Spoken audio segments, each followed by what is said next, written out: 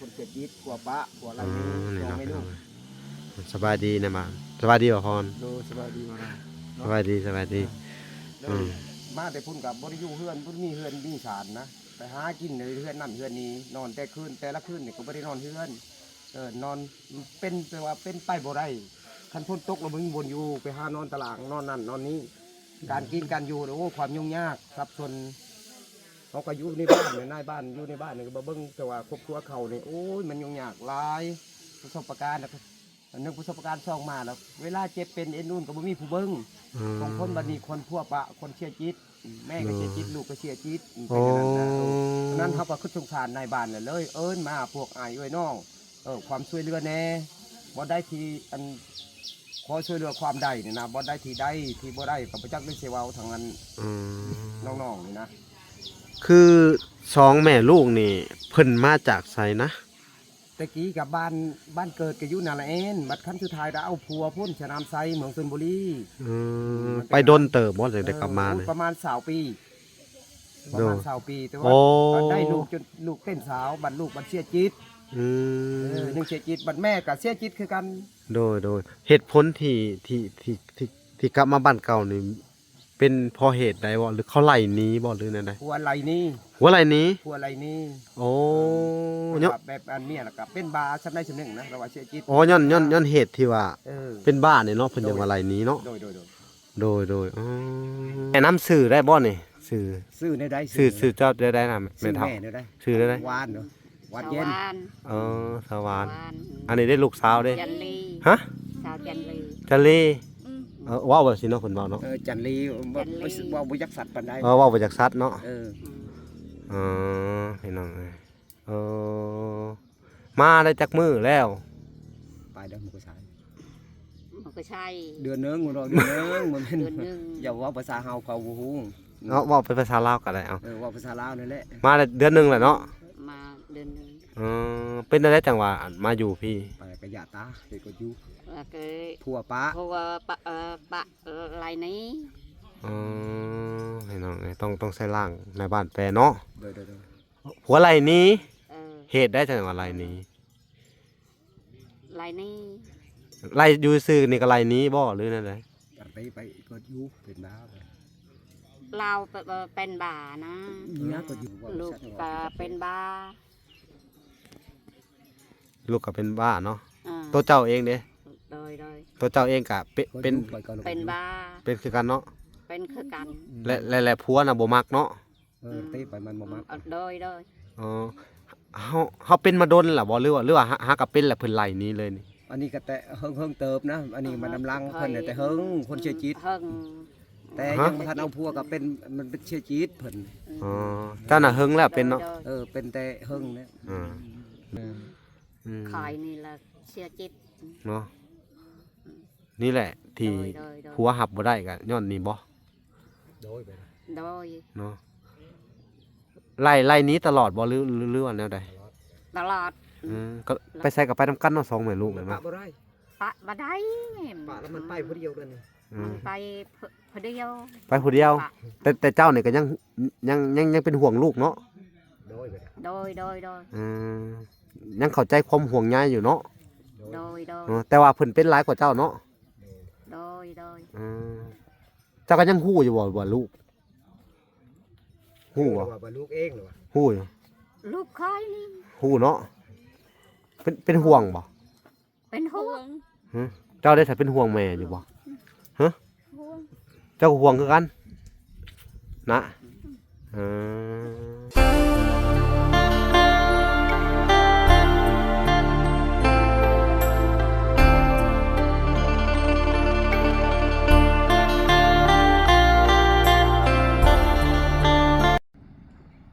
โอเคพี่น้องเลยเนาะกับสบายดีพ่อแม่พี่น้องเปิดสู่คนพี่น้องเลย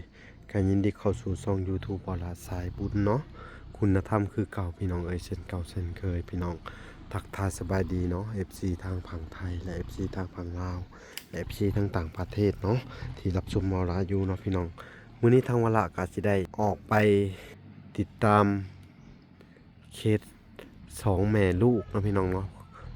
ซึ่งทางบ้านเนาะ หรือว่าทางในบ้านขอความช่วยเหลือเข้ามาอีกเนาะพี่น้องเนาะสองแม่ลูกนี่ก็เพิ่นบอกว่าเป็นคนสติบอดีพี่น้องเอ้ยเนาะกลับมาจากบ้านผัวเนาะหรือว่าถูกผัวไหลหนี้อีกแล้วเนาะพี่น้องซึ่งเพิ่นบอกว่าพี่น้องเอ้ยทางอันผัวเพิ่นนั่นเนาะฮู้ว่าเมียสติบอดีกับลูกก็เลยบ่เอาแล้วก็ไหลหนี้เนาะพี่น้องเนาะแล้วก็มาอยู่หมู่เดือนหนึงนี่แหละพี่น้องเอ้ยเนาะแล้วก็บ่มีบ่อนอยู่บ่อนอาศัยเนาะเล่ร่อนไปเฮือนนั่นเฮือนนี่เนาะขอข้าวขอน้ำกินเฮือนนั่นเฮือนนี่เนาะแล้วก็ทางในบ้านก็เลยติดต่อมาหาทางวลากับพ่อนะพี่น้องเนาะก็เลยสิได้เข้าไปเบิ่งพี่น้องเอ้ยเนาะโอเคพี่น้องทางวลาก็สิได้เข้าไปติดตามเบิ่งว่าสิเป็นจังไดเนาะพี่น้องเนาะฝากทุกคนไปติดตามและรับชมนำกันเนาะแล้วก็ให้กำลังใจเนาะพี่น้องเนาะทางวลาเนาะโอเคพี่น้องเอ้ยเหตุการณ์นี้เนาะมันสิเป็นจังไดเนาะพี่น้องเนาะฝากทุกคนไปติดตามและรับชมนำกันเนาะก่อนสิไปรับชมคลิปนี้กดไลค์กดแชร์เนาะกดติดตามไว้เพื่อเป็นกำลังใจให้ทางช่องเบาหลาเนาะสายบุญเนาะพอได้มีกำลังใจต่อไปพี่น้องเอ้ยเนาะโอเคพี่น้องเอ้ยสิ่งสำคัญเนาะเบิ่งคลิปให้จบโดยโปรขามโฆษณาพอมีรายได้เนาะเล็กๆน้อยๆเพื่อช่วยเหลือสังคมต่อไปพี่น้องเอ้ยโอเคไปพบพ่อกันเลยพี่น้องเอ้ยโอเคพี่น้องเอ้ยทางบ่พรเพิ่นก็มาพร้อมเดียวกับวลาเนาะวลาก็เดินทางมาฮอดแล้วพี่น้องเอ้ยบ่อนที่จะมาหาทางครอบครัวสองแม่ลูกพี่น้องเอ้ยแต่ว่าเฮายังบ่ฮู้ชื่อเพิ่นดอกเนาะพี่น้องเนาะ ทุกอย่างช่องงานแล้วคนเสียชีวิตกลัวปะกลัวอะไร นี่ นี่ เนาะ ไม่ พี่น้ รู้ องสบายดีนะมาสบายดีบ่พร ดูสบายดีมา สบายดีสบายดี มาแต่พุ่นกับบริยูเฮือนพุ่นมีเฮือนมีศาลนะไปหากินในเฮือนนั่นเฮือนนี้นอนแต่คืนแต่ละคืนเนี่ยก็ไม่ได้นอนเฮือนนอนเป็นแปลว่าเป็นไปบ่ได้คันพ้นตกเรามึงบนอยู่ไปหานอนตลาดนอนนั่นนอนนี้การกินการอยู่โอ้ความยุ่งยากสับสนเขาก็อยู่ในบ้านเนี่ยนายบ้านอยู่ในบ้านเนี่ยก็บ่เบิ่งแต่ว่าครอบครัวเขาเนี่ยโอ้ยมันยุ่งยากหลายประสบการณ์แล้วก็อันนึงประสบการณ์ช่องมาแล้วเวลาเจ็บเป็นเอ็นนู่นก็บ่มีผู้เบิ่ง ของคนบัดนี้คนทั่วปะคนเชียร์จิตแม่ก็เชียร์จิตลูกก็เชียร์จิตเป็นอย่างนั้นนะเพราะนั้นเขาก็ขึ้นสงสารนายบ้านเลยเอิ้นมาพวกอายเอ้ยน้องความช่วยเหลือแน่บ่ได้ที่อันขอช่วยเหลือความใดนี่นะบ่ได้ที่ใดที่บ่ได้กับพระจักได้เสวาทางนั้นน้องๆนี่นะ โดยเขาจะได้แบบนั้น โดยเอ้าขอถามหน่อยหนึ่งเนาะ โดย คือสองแม่ลูกนี่เพิ่นมาจากไสนะ ตะกี้กับบ้านเกิดก็อยู่นาละเอ็นบัดครั้งสุดท้ายได้เอาผัวพุ่นชะนามไซเมืองชลบุรี ไปดนเติบบ่ได้กลับมาเนี่ย ประมาณ20 ปีประมาณ20 ปีแต่ว่า โอ้ ได้ลูกจนลูกเต้นสาวบัดลูกบัดเสียจิตหนึ่งเสียจิตบัดแม่กับเสียจิตคือกัน โดยเหตุผลที่กลับมาบ้านเก่านี่เป็นเพราะเหตุใดบ่หรือเขาไล่หนีบ่หรือแนวใด ผัวอะไรนี่ หัวไล่หนี ผัวอะไรนี่ โอ้ แบบอันเนี้ยแหละครับเป็นบาชำได้ชำหนึ่งนะเราว่าเสียจิต ย้อนเหตุที่ว่า เออ เป็นบ้าเนี่ยเนาะเพิ่นยังว่าไล่หนีเนาะ โดย โดยบ่พร มัน น่าสงสารเนาะ มั คือตอนนี้ปัจจุบันนี่ทั้งในบ้านจัดชั้นให้เพิ่นอยู่แบบใด อยู่แบบว่าสกปรกธรรมดาเนี่ยนะอยู่แบบตุบๆนั่นแหละอยู่แบบนั้นแห อ๋อ ละ แล้วว่าบางเทื่อเขาก็บ่ได้อยู่เป็นหมู่เป็นบ่อนเนาะ คืนางเทื่อเขาไปอยู่ฝนตกเรามีบ่นอนไปนอนตารางนั่นตารางนี้แต่ละคืนนี่นะเขาบอกว่าได้ฝนตก โดย คันแดดกับบริยูเขาแพ้บัตรขาดเคินนั่นแหละมุงบริยูก็อยู่บ่ได้ อ๋อโดยไปขอพรกันเฮาก็สิไปสอบถามมันทางเพิ่นนำในทางในบ้านนั่นน่ะพาไปเนี่ยเนาะ โดย อยู่ในนี่น่ะเนาะ นี่แหละ ไปพี่น้องไปพี่น้องเอ้ย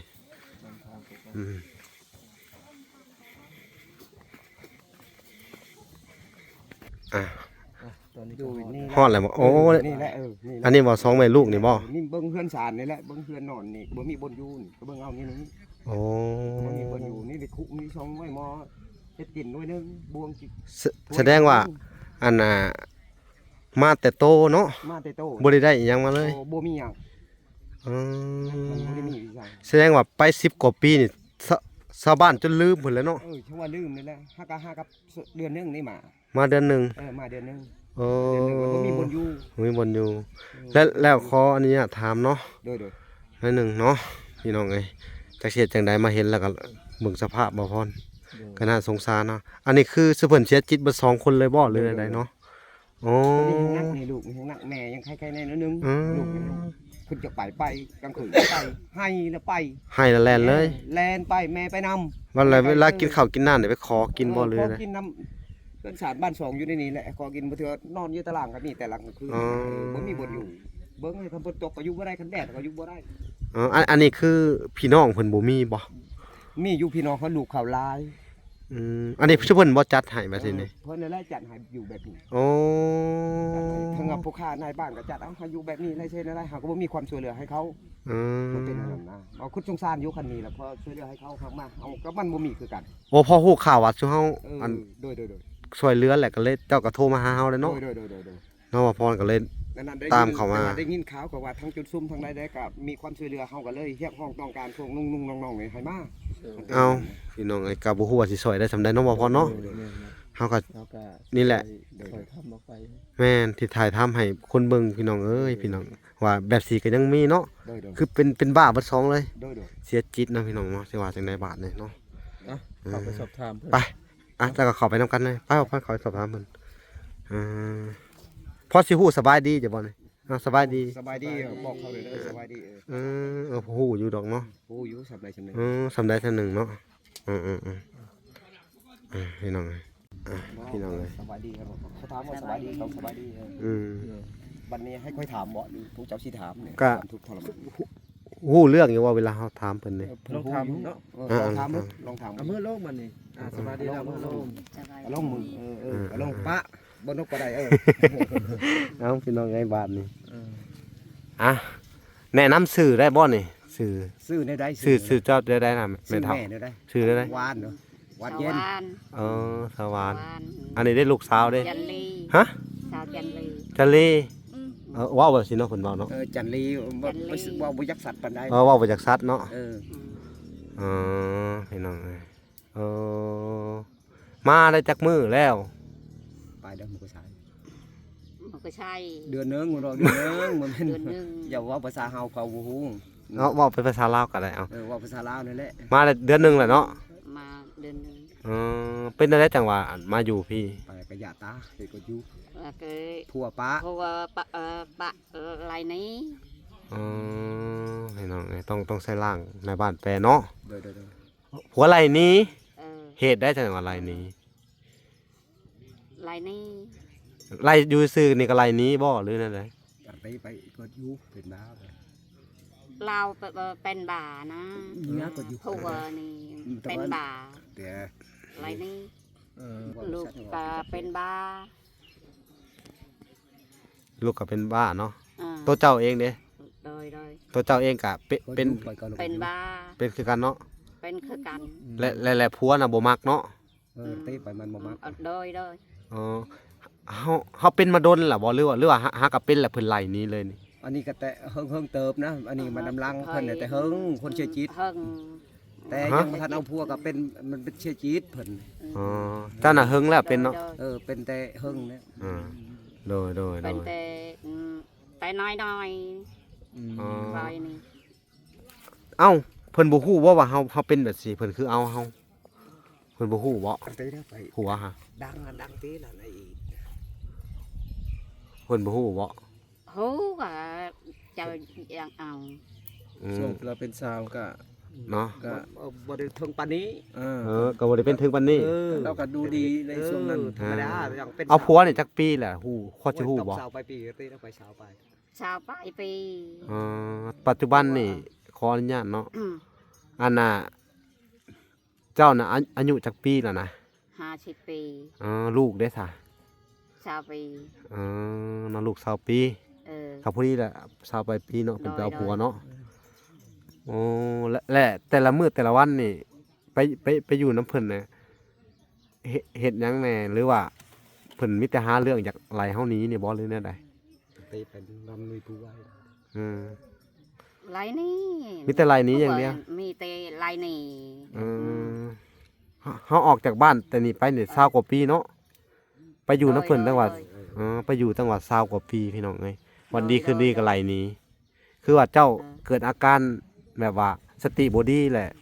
แล้วเพิ่นฮู้แล้วเพิ่นรับบ่ได้สิเนาะ โดย ไล่หนีเลย ลายนี้เลย ปานนี้ได้อันนี้ลูกเพิ่นบ่สาเพิ่นบ่ขึ้นฮอดลูกบ่ แม่นี่ลูกคิงๆนี่ลูกอันพ่อนี่แหละคิงๆกับลูกเพิ่นเองกับพ่อนี่ เอาแหละ มันแม่นว่าลูกผู้อื่นบ่นั่นบ่แม่นนะลูกเพิ่นนะ อยู่น้ำเพิ่นนี่ก็เป็นได้ครอบครัวมีห่างมีอยู่บ่หรือว่าพออยู่พอกินอยู่บ่ครอบครัวเพิ่นทั้งนั้นบ่อนเจ้าอยู่แต่เก่าอะ บ่มีคือกัน บ่มี อ๋อ บ่มีคือกันก็บ่มีคือกันเนาะ บ่มีคือกัน และอยู่ไปอยู่มาเนาะเจ้าก็อยู่กินกับเพิ่น20กว่าปีเนาะแล้วโดฮะทางเบิดก็20ปีเพิ่นว่าไปอยู่พุ่นเนาะแล้วก็อยู่ไปอยู่มามื้อหนึงมันบ่ก็อาการก็เริ่มกำเริบขึ้นแล้วสิบ่อาการสติบ่ดีนี่เป็นแบบเดียวกับลูกเนาะบัดนี้ โดยเด้อ โดยอืมเว้าลาวได้ฮู้เรื่องอยู่บ่ บ่ฮู้ลาวนี่ บ่ฮู้ปานใดบ่ บ่ฮู้ บ่ฮู้เลยบ่ จันลีก็บ่ฮู้คอยก็บ่ฮู้ ภาษาซุเจ้าเด้ซะภาษาซุเจ้านี่ก็บ่ฮู้คือกันบ่เลยเลย บ่ฮู้ กับหน้ากับหลังไปไป กับภาษาเองก็ยังกับหน้ากับหลังบ่ได้ว่า กับหน้ากับห มั ลั น ง บ่จื้อ บ่จื้อ มัน บ่จื้อ บ่จื้อ ตะกี้ก็ได้อยู่มันเว้า นะ บัดว่ามันเฒ่าแล้วมันเว้าบ่ได้มันลงหน้าลงหลังมันไปเท่านั้นนะ อ๋อ ภาษาเองก็ยังเว้าบ่สุดว่า เออ ว่าที่2-3ความแล้วก็ไปในอื่นนี่ อ๋อแสดงว่าเราก็เป็นหลายเติบอยู่เนาะ ตะกี้ก็เป็นบ้าเป็นยังเป็นสาวตะกี้ก็เว้าสัตว์คือกันกับเฮา อืม บัดคำสุดท้ายแล้วก็เท่าไปแล้วแต่ว่าพญาติเท่านั้นแต่ว่าแบบอันพญาติเสียจิตมันเสื่อมเข้าแล้วก็แบบมันบ่จะคักบ่จะแน่แต่ว่าบ่ชัดเจน ลูกนี่ก็เป็นมาแต่นังน้อยๆพอแต่กำเนิดบ่ลูก แต่ นี่ น้อยๆเลยลูกเลยก็ ไป ได้ กำเนิด ลูกนี่ได้ โดย เกิดมาแล้วก็เป็นแบบสิเนาะบ้าใบเสียจิตพี่น้องเอ้ยจังเสร็จจังไดเนาะอ๋อแล้วบาดนี่กินอยู่นี่ซุมื้อนี่ไปกินอยู่ในไสไปแนวใด ไปจ่าดงเนาะเชื่อแช้ เออไปค่ากินอ๋อ เรือนอันนั้นเรือนอันนั้นเรือนต้นนี้ โอ้เขาก็ให้ กิน เขาให้อยู่บ่ เลย ขอกินเลย เออ ขอกินคู่มื้อ โดย อืมเอาว่าเลยขอกินคู่มื้อเนาะพี่น้องเอ้ยกะสิเว้าฮู้เรื่องแหน่บ่ฮู้เรื่องแหน่พี่น้องเอ้ยเนาะกะคือว่าแหละพี่น้องเนาะคุณบ่ไว้เสียจิตเนาะอาจสิซับหน้าซับหลังเนาะบ่พอเนาะ แม่น อืม คอยนี่ละเชื่อจิต เนาะนี่แหละที่ โดย ผัวหับบ่ได้ก็ย้อนนี่บ่ โดยไปนะ โดย เนาะไล่หนี้ตลอดบ่หรือว่าแนวใด ตลอด ก็ เลย แล้วเฮาเฮ็ดจังไดตัดสินใจหนีมาเลยบ่หรือว่าแนวใดเพิ่นมาส่งบ่ มือ บ่แล้วก็ไรนี่ไผเอาอยู่ เป็นตัวสั่นนี่น้องไล่หนี้ซุมื้อก็บ่อยู่ว่าซั่นซะเนาะว่าบ่ได้พี่น้อง เข้าใจอยู่พี่น้องเพิ่นเว้าบ่ได้เนาะอ๋อสิเฮ็ดจังไดต่อละบาดนี่พี่น้องเอ้ยก็ทางในบ้านก็ขอความช่วยเหลือมาเนาะบ่พรเจ้าคิดว่าจังไดสิเฮ็ดจังไดต่อกะสิแลเนาะก็มาถ่ายทำไปเรื่อยๆเนาะ นะ แล้วแต่พี่น้องเอ้ยสถานการณ์นี่คือบ่มีหยังเลยเนาะ โดย เนาะบ่มีหยังเลยเนาะในบ้าน บ่มีหยัง พี่น้องเพิ่นนี่ก็บ่มีเลยบ่ เขาบ่ได้ช่วยเลยพี่น้อง อืม ก็เบิ่งเอานั่นแหละเครื่อง แต่ก่อนนี่ พี่ ตอน น้องก็มามีไผที่ช่วย เออแต่ก่อนนี่ตอนเราออกจากบ้านไปนี่เนาะแต่งงานอหยังเรียบร้อยบ่ โดย อ๋อตอนงานเราไปสู่ผัวเนาะ ไปสู้ผัวเมื่อเฮือนผัว อืม แล้วครั้งสุดท้ายแต่ว่าได้ลูกเต็มสาวแล้วบัดลูกกับเสียจิตวันนี้แม่ก็แต่ว่าเท่าแล้วก็เสียจิต อืม เลยแต่ว่าผัวเนี่ยไล่หนีอยู่บ่ได้ตลอด24ชั่วโมงแต่ละมื้อ อืม เลยมันเป็นอย่างนั้นแต่เพิ่นอยู่บ่ได้ บัดตอนกลับมานี่ชุมเจ้าบ่ไปหับเอาเรื่อง เรา เรา ไป มา หับเอาพุ่มอยู่น้องแคเพิ่นให้เพิ่นมือ เออเขาส่งข่าวมาก็เลยไปหับเอาเนาะ ไปหับเอาย่างก็ผู้แฮงแต่ชนะ โดยแสดงว่าก็ยังเป็นลูกบ้านชุมเจ้าคือเก่าเนาะ โดย ก็เลยก็มาแล้วบัดนี้ มาแล้วอันนี้ก็บ่มีไห้บ่มีนาเนาะ ไม่มี พ่อแม่เพิ่นบ่มีบ่ บ่ ตะ มี กี้ เมื่ ก็ อ โอ้ บ่มีพ่อบ่มีแม่ อุ้ยพ่อมีแม่เนาะ ก็ตายพ่อก็ตาย ตายเบิดแล้วเนาะ มีแต่น้องสาวเอาผัวอยู่น้องแค่กับผู้หนึ่งก็เอาผัวอยู่ในบ้าน โอ้ เท่ากันก็เอื้อยเพิ่นนี่ก็ เท่ากันเนาะ ออ แต่อันนั้นก็ไปสู่ผัวเนาะน่ะก็เนาะ แนวนั้นมันเป็น โดยโอ้พี่น้องเอ้ยเนาะเสียจังไดต่อบาดนี่เนาะและนี่แหละพี่น้องเอ้ยบนอยู่บนอาศัยเนาะ โดย แต่ว่าไปขอนอนแต่ละเฮือนนั่นบ่นี่ คันว่าพ่นตกกลางคืนนี่ก็มันเถื่อนอนตารางก็มี อืม อยู่ในเตียงเขาบ่เขาเฮือนใหญ่ๆแล้วเขานอน เขาก็ให้นอนเขาก็ให้นอนอยู่เนาะ มันเป็นแบบนั้น เขาก็ให้นอนอยู่เนาะ ให้นอนเขาบ่ได้เครียดอกหายแล้วคนมันบ่มีเด้คนแบบ อื เสียชีวิต มและอันนี้หาคือชุมเจ้าบ่จัดให้มาอยู่นี่ โดยจัด โอ้ แบบนี้แบบอย่าง เนาะพี่น้องนี่เรื่องราวของเพิ่นก็สิประมาณนี้แหละเนาะก็จักสิว่าจังได๋เนาะสติบ่ดีพี่น้องเอ้ยคือว่า มาแต่โตเนาะบ่มีหยังเลย โดย บ่มีหยังเลยเนาะ มันมีหยัง เพิ่นบ่ได้คือว่าแล้วอยู่พุ่นก็บ่มีหยังคือกันบ่ มันมีคือกัน อ๋อพออยู่ไปอยู่มาเนาะก็ไล่กันหนีลูกผัวก็ได้เนาะ โดย ตัวเราก็เป็นคือกันบ่ตัวผัวนี่ก็ ไฟบ้า พี่บ้าคือกันบ่ คือ มา กัน ก็บ่ถึงปานนี้เพิ่น อืม ไปเฮ็ดงานที่นั้นได้เขารับจ้างเลยใหม่เดือนนั้น อื ได้ ม ปานทันปานนั้นก็จะว่าคนแบบบ่มี อ๋อ เสียชีวิตก็บ่แม่นเนาะ โดยโอ้พากินน้ำมันนี่เนาะ อันนี้แหละ แล้วมาแต่ใช้น้ำนี่ น้ำ น้ำก๊อก เอ นั่น อ บ่น้ำสางก็จักน้ำพิชาน้องสะเหรอวะ ตักแล้วมากินอยู่นี่เนาะ นี่น้ำ บ่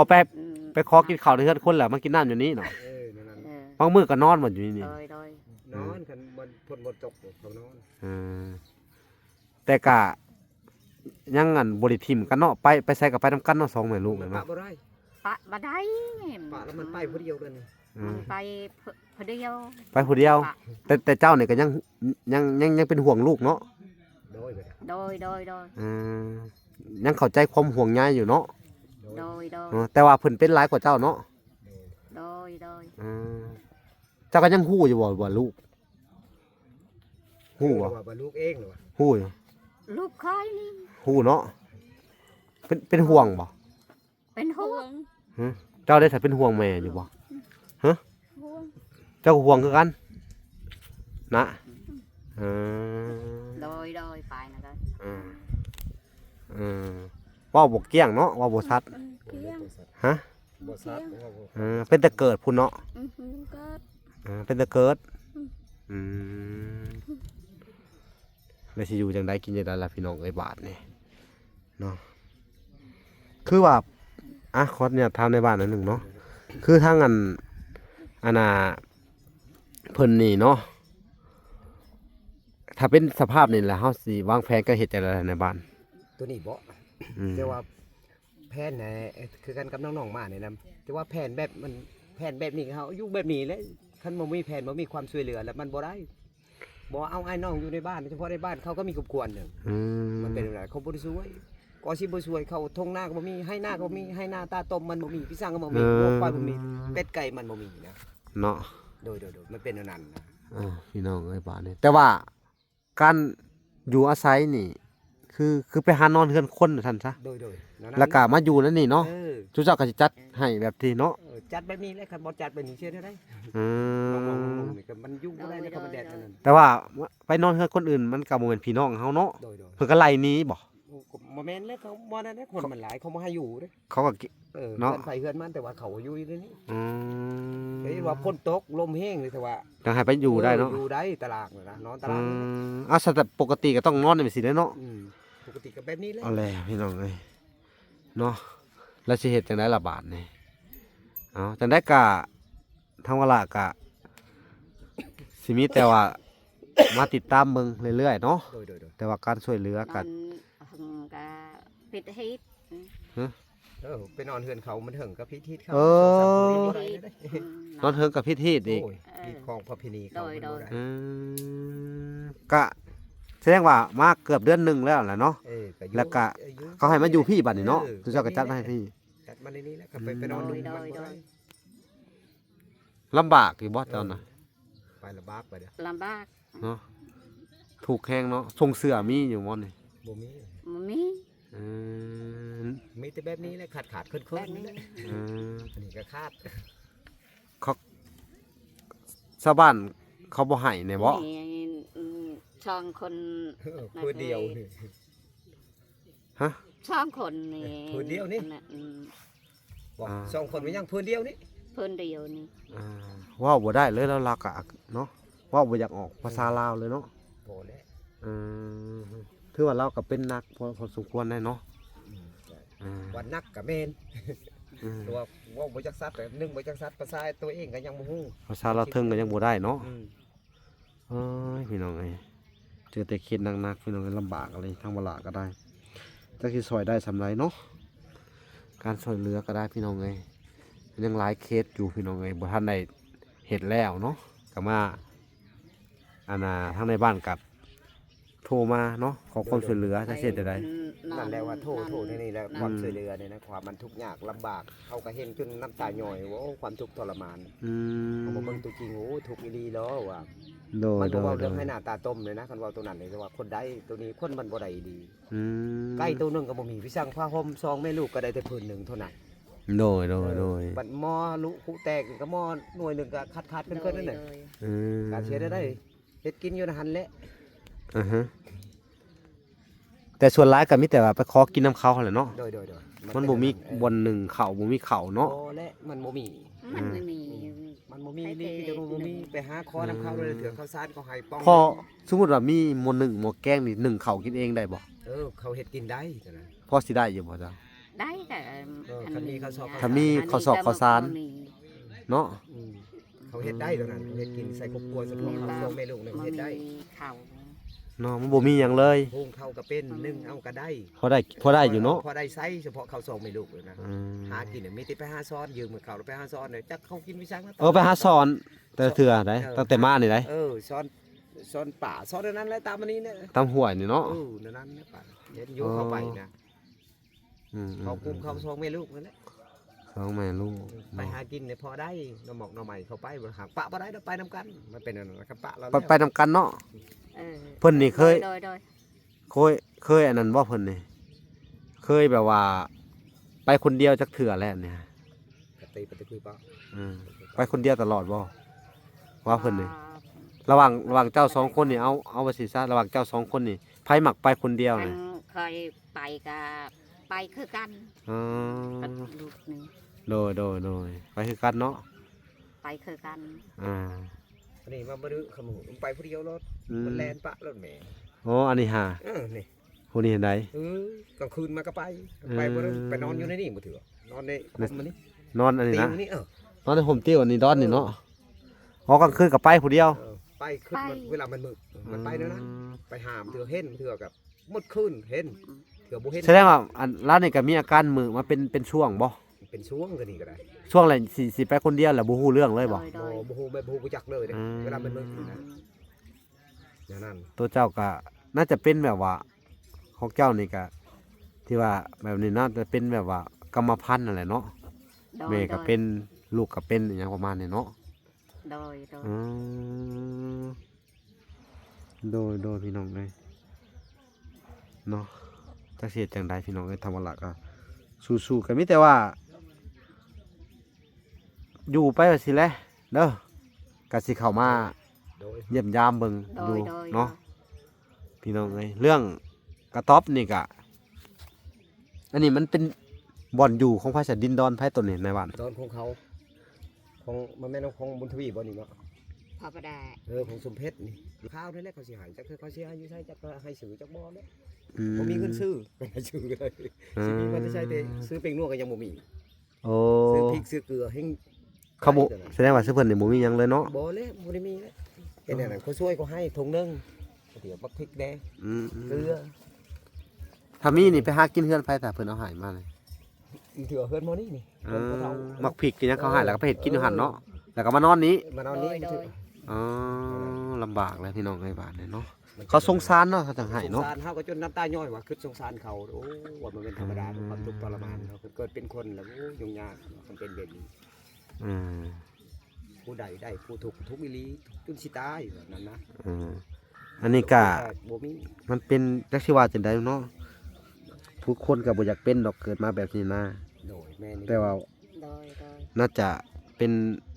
โชคชะตาวาสนาของเพิ่น โดย เนาะมันอันนี้มันก็ โดย พี่น้องเอ้ยถ้าไผบ่เป็นเขาบ่ฮู้ดอกพี่น้อง อันนี้ก็บ่แม่นว่าเว้าใส่เพิ่นเนาะ โดย เพิ่นอาจสิเกิดมาในชาตินี้นะเป็นแบบนี้หั้นนะเนาะโชคชะตาเพิ่นแต่งมาเป็นแบบนี้เนาะแต่ว่าถ้าสิว่าจังไดพี่น้องเอ้ยพอทางวลาเห็นแล้วก็นี่แหละพี่น้องเอ้ยถ้าเพิ่นขอความช่วยเหลือมาก็จำเป็นต้องมาถ่ายพี่น้องเอ้ยถ่ายเพิ่นเนาะแต่ว่าผู้ใดที่อยากช่วยเพิ่นเนาะหรือว่าอินดูเมตตาพี่น้องเอ้ยสงสารครอบครัวนี่ก็ยินดีพี่น้องเอ้ยทางวลาก็ยินดีจะมาช่วยเหลือเพิ่นเนาะแต่ทางวลาก็สิมาช่วยซ้ํที่เฮาช่วยได้หั้นนะเนาะแต่ว่าการช่วยเหลือมันก็หลายหมุ่งหลายบอนเนาะจักสิเฮ็ดจังไดพี่น้องเอ้ยเนาะทางผู้ใหญ่ทางวลาเนาะผู้ที่สนับสนุนเพิ่นก็บ่ได้หังบ่ได้มีอิหยังเนาะเพิ่นก็ช่วยเคสนั่นล่ะเคสนี้อีกยังมาเจอเคสนี้อีกเนาะก็ค่อนข้างจะลำบากแหละเนาะคือเป็นสติบ่ดีเนาะเป็นครอบครัวที่สติบ่ดีเบิดทั้งสองคนเลยเนาะ โดย ในบ้านก็ต้องยอมรับเลยว่าทางวลาเนี่ยก็อันน่ะตัดสินใจยากคือกันเนาะก็ว่าเสียนโมมาถ่ายกะมันกะบ่ได้พี่น้องกะสิมาตลอดอยู่แต่ว่าบางเทื่อก็ได้มาบางเทื่อก็บ่ได้มาแหละมันไกลระยะทางก็เหมือน20-30 กิโลเนาะ พี่น้องผ่านป่าผ่านดงมาอันนี้ก็โทรแล้วก็โทรมาหาเฮาหลายครั้งอ่ะเนาะก็เลยว่ามาขอความช่วยเหลือก็เลยมาเบิ่งตัวจริงนี่แหละพี่น้องเอ้ยท่านในบ้านมันก็โทรมาอยู่มาเห็นกะสภาพนี่ก็มีแต่ว่ามอบไม้ให้ทางในบ้านนั่นแหละช่วยเหลือเพิ่นให้กระต๊อบให้เพิ่นบ่หรืออหยังอ่ะแปลว่าให้เอาไม้กาดหรืออหยังก็ได้เอาอันนั้นเนาะเฮาล่ะก็สิบรรเทาทุกข์เบื้องต้นก็สิเป็นเงินเป็นคำนั่นแหละเพิ่นเอาไปซื้อของอยู่ของกินเนาะพี่น้องเอ้ยอันนี้เงินบรรเทาทุกข์มันก็เพิ่นก็ฝากไว้สินะฝากไว้แต่ดนนั่นแหละแต่ว่ามันยามพบพ่อคนทุกข์ยากพี่น้องเอ้ยเพิ่นก็ว่าให้ช่วยเหลือเนาะให้ช่วยเหลือเพิ่นพี่น้องเอ้ยทางวลาก็สิได้มอบบรรเทาทุกข์ให้เป็นการเบื้องต้นนั่นแหละเนาะเมื่อมาพบพ่อสิกาจักเฮ็ดจังได๋พี่น้องเอ้ยทางวลากาเป็นแค่อันผู้สืบข่าวก็ว่าแม่นเนาะแต่ว่ามาถ่ายทำเบิ่งเนาะได้บ่ได้หรือว่าเพิ่นสิสอนหรือบ่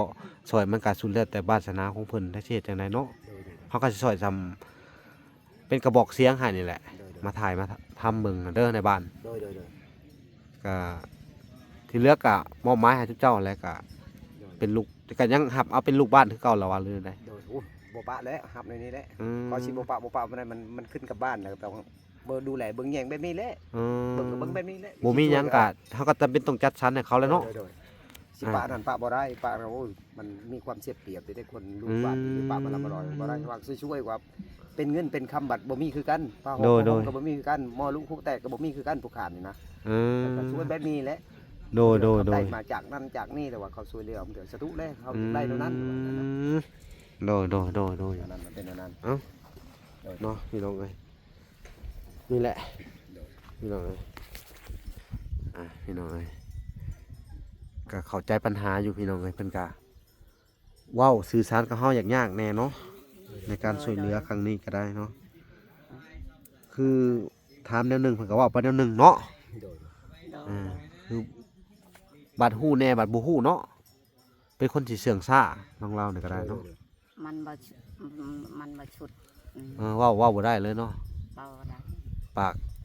บอกอยากเว่าอยู่เว่าบ่ออกเนาะ ว่าบอกเนาะ บ่บ่ ว่าบ่เป็นพี่น้องเอ้ยแต่รู้สึกว่าลูกนี่สิเว้าชัดกว่าได้เว้าเลยเนาะ ลูกแห้งกระติก เนาะหรือว่าใด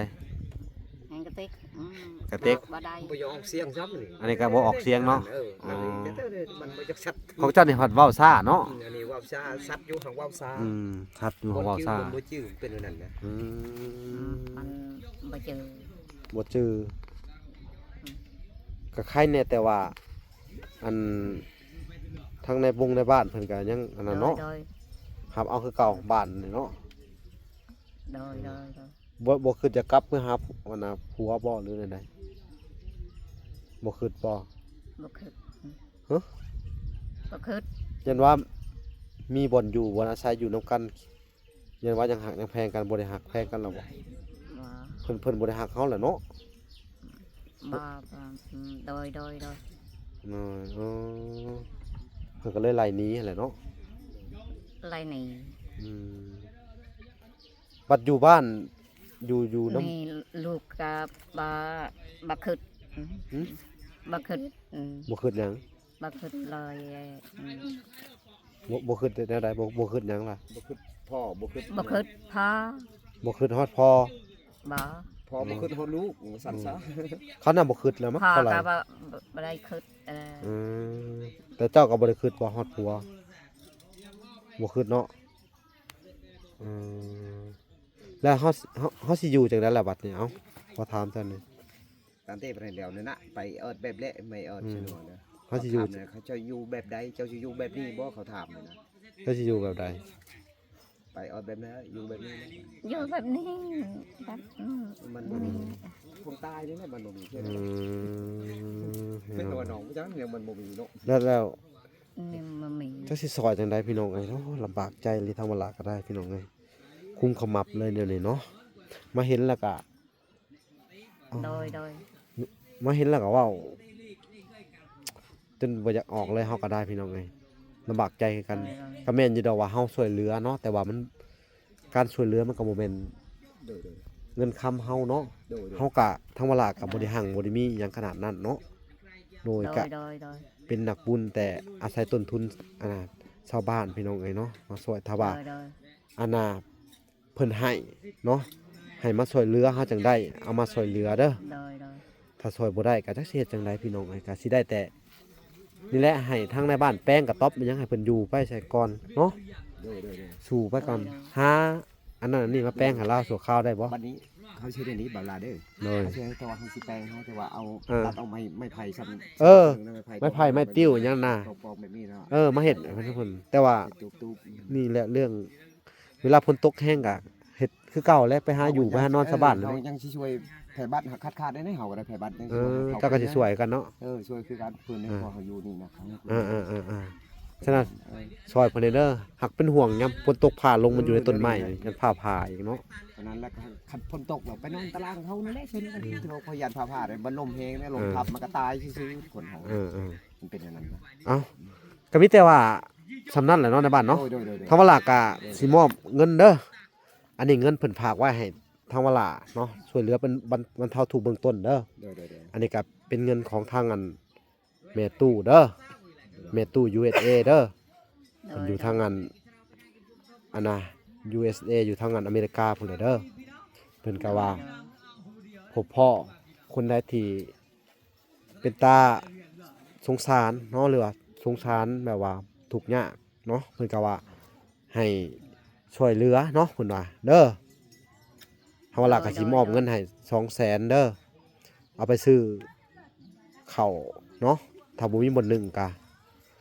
เดี๋ยวว่าล่ะก็ ซื้อหวดซื้อนั่นไป สิได้ดำเนินการเรื่องหวดเรื่องมวยเรื่องหยังให้แหละเด้อเนาะเฮาว่าล่ะก็สิได้ไปเอาเงินในส่วนนี้แหละเด้อเอาไปซื้อเนาะหรือว่าเฮาก็ต้องไปสอบไปลงคลิปแล้วก็ต้องไปโทรไปอนุญาตเพิ่นอีกทีหนึงเนาะบางเทื่อเพิ่นอาจสิยังบ่ทันได้เบิ่งคลิปเนาะหรือว่าแนวใดเนาะเด้อสู้ๆกันเด้ออันนี้ก็คือเป็นการบรรเทาทุกข์เด้อเบื้องต้นเนาะเป็นการช่วยเหลือซ้ำที่ช่วยได้หั่นแหละเนาะแต่ว่า เรื่องเฮือนเรื่องซ่านกะ เฮากะบ่มีปัญญาเด้อสิซอยเฮาก็สิซอยมาถ่ายทำไปเรื่อยๆเนาะโดย โดย อืมสู้ๆเอาเด้อนี่แหละพี่น้องก็ลำบากตั้งแต่อันน่ะแบบว่าเว้ากันบ่ฮู้เรื่องเลยเนาะ โดย แล้วก็อีกอย่างหนึงก็สติบ่ดีแน่เนาะ โดย มันบ่มันก็เลยลำบากตัวนี้แหละพี่น้องเอ้ยเนาะลำบากการอยู่มันก็ มันบ่ฮู้ อืมการอยู่นี่ก็อยู่ลำบากแน่เนาะสติบ่ดีเนาะเนาะชาวบ้านนี่เขาบ่ได้ให้บ่เขาบ่ได้อันนะบ่เขาก็เขาเข้าใจเฮาอยู่บ่หรือว่าแนวใดเขาบ่ได้ไล่เฮาบ่ ชาวบ้าน ชาวบ้านนี่นะอืมเนาะบ่ฮู้เรื่องเลย โดย เออโอเคเด้อซะเด้อ โอเค โอเค โดย สิมอบบรรเทาทุกข์ให้ก่อนเด้อพี่น้องเอ้ยทางเวลากะสิได้อันมอบเงินบรรเทาทุกข์ให้ก่อนเด้อ โดย โอ้ย ยกมาน้ำใจเอาไปเศร้า โอ้ย สาธุเลยว่านั่น 200,000เด้อ สธุ โดย โดย ดีใจอยู่บ่แหละ ดีใจไปเด้อ ดีใจ เนาะ โดย สิเอาไปเฮ็ดหยังเงิน ซื้อข้าวสาร ฮู้อยู่บ่ฮู้อยู่บ่ เชิญข้าวชาน ฮู้อยู่บ่ล่ะวะ แล้ว ฮู้อยู่บ่ฮู้อยู่เนาะ ฮู้ 200,000ได้ โดย อันนี้ก็คือเงินแม่ตู้เด้อ โดย อยู่ทาง USA ขอบใจเพิ่นเป็นอยู่บ่ล่ะ ขอบใจ ขอบคุณเพิ่นเป็นอยู่บ่บ่เป็นเนาะบ่ฮู้เรื่องเลย บ่ฮู้ นี่แหละพี่น้องในการช่วยเหลือมันก็สิสื่อสารกันยากว่าสิเนาะโอเคพี่น้องเอ้ยทางวลากะต้องขอบคุณเนาะทางแม่ตู้เพิ่นที่ว่ามอบอันน่ะเงินไว้ให้วลาได้ช่วยเหลือบรรเทาทุกข์เบื้องต้นเนาะพี่น้องเนาะก็ขอให้ทางแม่ตู้เพิ่นอยู่ดีมีแฮงเนาะคือทางสองแม่ลูกคือสิเข้าใจไปหั่นแหละเนาะพี่น้องก็สติบ่ดีถามหยังกันยากลำบากเนาะ เอาโอเคพี่น้องเอ้ยทางเวลากะสิได้ขอตัวก่อนพี่น้องเอ้ยเด้อลำลาไปก่อนพาไปติดตามคลิปตอนต่อไปพี่น้องเอ้ยเนาะโอเคพบพอกันใหม่คลิปหน้าพี่น้องเอ้ยคลิปนี้กะสิได้จบลงก่อนบ๊ายบาย